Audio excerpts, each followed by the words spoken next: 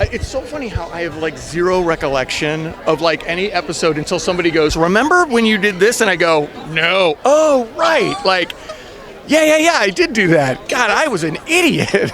You were, but that's what made it so funny. Not you, like your character, Spencer Shea was an idiot, but that's what made this show so funny. I'm an idiot.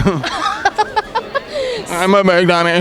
You might not be the smartest in this film either, though. No, but I'm not. It's also with the purpose. You're trying to shed light on the types of things that can go down at music festivals. That's right. And I think that it's cool that Disney and Nickelodeon stars came together to create an R-rated movie that is still based on those Nick and Disney ideals of friendship. That's like how I'm thinking of this movie. It's a little subversive, isn't it? Like taking people from Nickelodeon, like family-friendly stuff, and then being like, all right, you're going to be in like a depraved R-rated murder mystery. Like, okay, all right.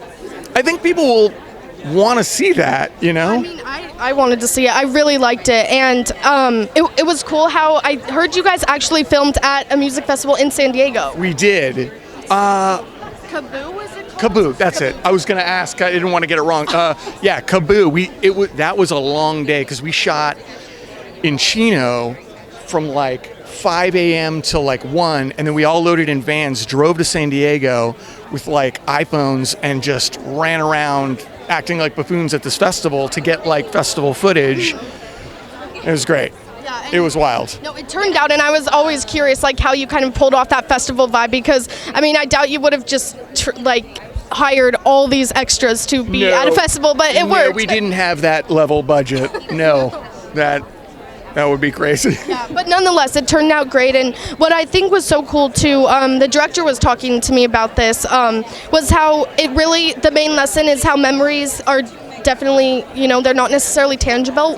Tangible, once something has happened, everyone perceives it differently because of their worldview. And then, of course, when you involve the alcohol and the drugs, I mean, there's no telling what someone will remember in the first place. Right. So and when people are trying to hide things, then lies come into the picture, and then it's like, wait a minute, what did you say? What did you tell them?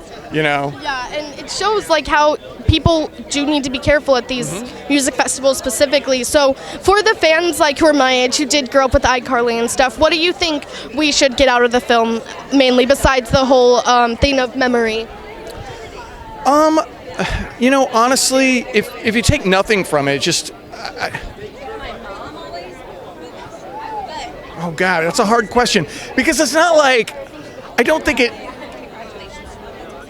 I just want people to enjoy it. I just want people to watch it and see it. And I don't have any sort of like bigger message other than like, have fun with the differences and look for the differences and the clues and the,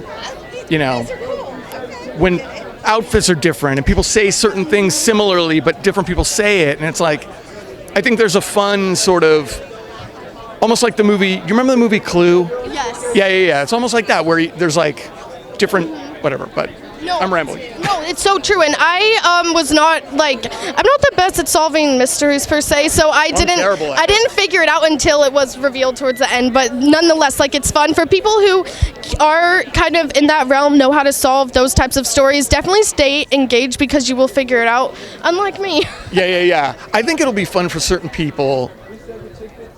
I know someone's going to do some sort of weird fan edit where they put it all in like maybe like a 4-quadrant, like while you're seeing it simultaneously. Someone's got to do something like that.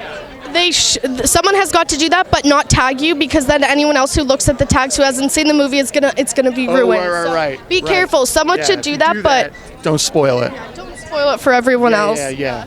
Cool. Well, Jerry, it was so great to talk to you. Low-key, you've been on my bucket list to interview since I started almost 7 years ago. Sweet. 7 years. Yeah, I met you. You're a pro. Thank you.